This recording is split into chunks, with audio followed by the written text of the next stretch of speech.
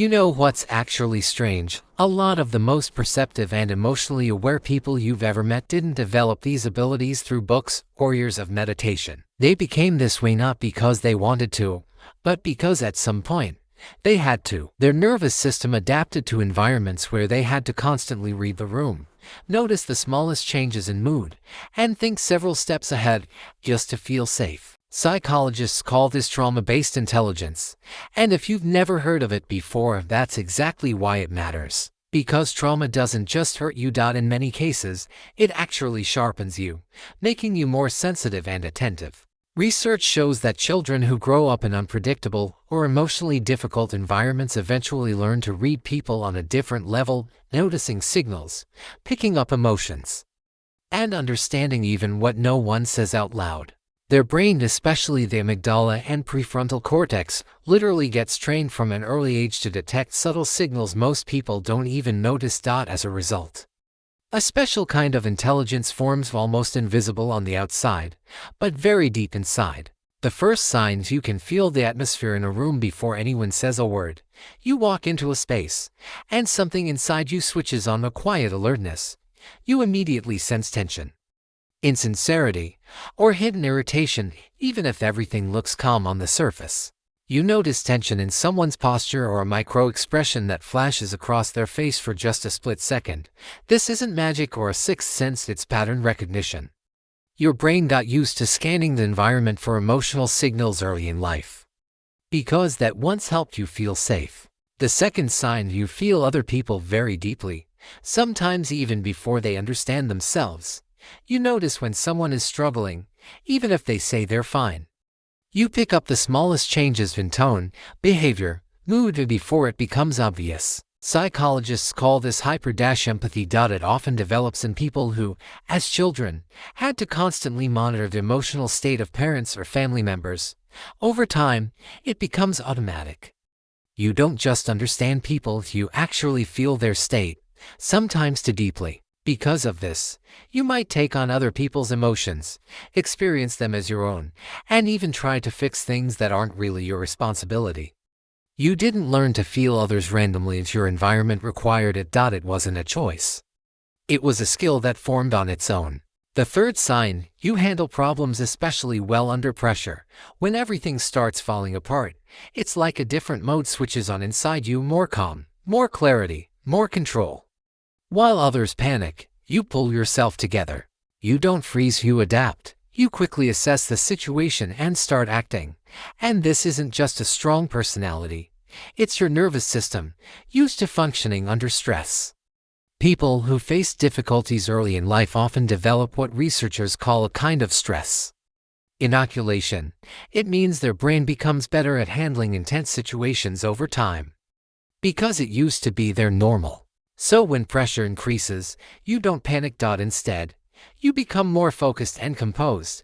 You concentrate faster, think more clearly, and act more organized. Even when everything around you is unstable, you quickly evaluate the situation, find solutions, and act without unnecessary hesitation. The stress you experienced before basically prepared you for moments like this, where others see chaos and get lost.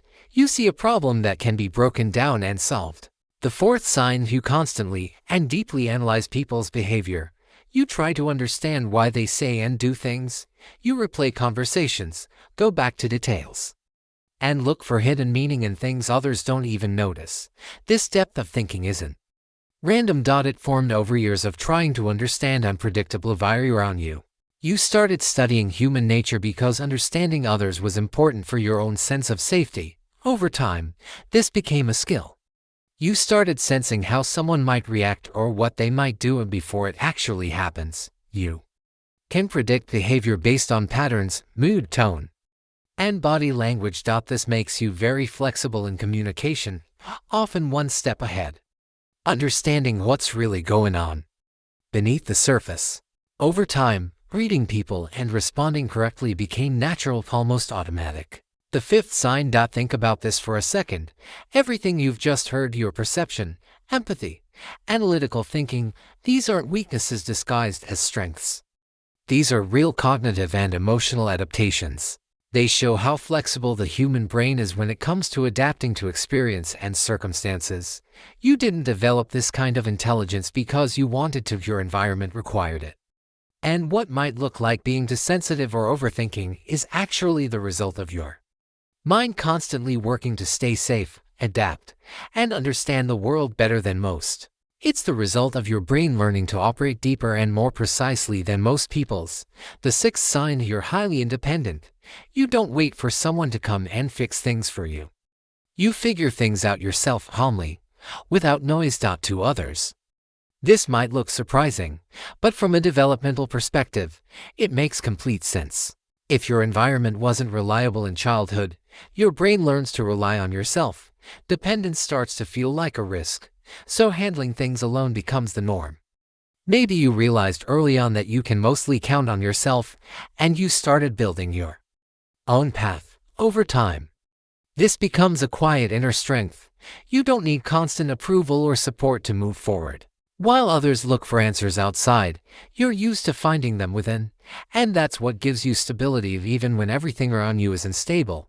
The more difficult the situation, the clearer it becomes for you what to do next. The seventh sign: you feel everything more deeply and intensely than most people. Music hits differently. Injustice doesn't just bother you mentally, you feel it physically. Even a small kind gesture can truly move you. This depth is a natural part of this kind of intelligence. The amygdala, which processes emotions, becomes more sensitive due to frequent activation over time. As a result, you become someone who doesn't just observe the world, you experience it much more intensely. Your emotional radar works very precisely, but there's a downside. On one hand, you experience life more vividly. On the other, it can lead to overload, exhaustion, and emotional burnout. Sometimes you take on more than you should, simply because you feel too much. You absorb everything: other people's emotions, tension, pain, but also beauty. And you don't always realize how strongly it affects you. The eighth sign: it's hard for you to trust. But when you do, it's real. Your threshold for trust is higher than most. This isn't coldness or cynicism, it's learned precision. Your brain understood early that not all signals of safety can be taken at face value. So it built filters. Yes, sometimes they create distance, but they also protect you and make your connections more meaningful. You don't open up right away, but if someone passes that filter, the connection becomes deep and stable. You're loyal, reliable, and you don't betray easily. Your relationships aren't based on surface-level emotions, they're built on real trust. You don't give it away freely, but once you do, it's strong and not easy to break. If you like this video, subscribe and don't miss the next episode.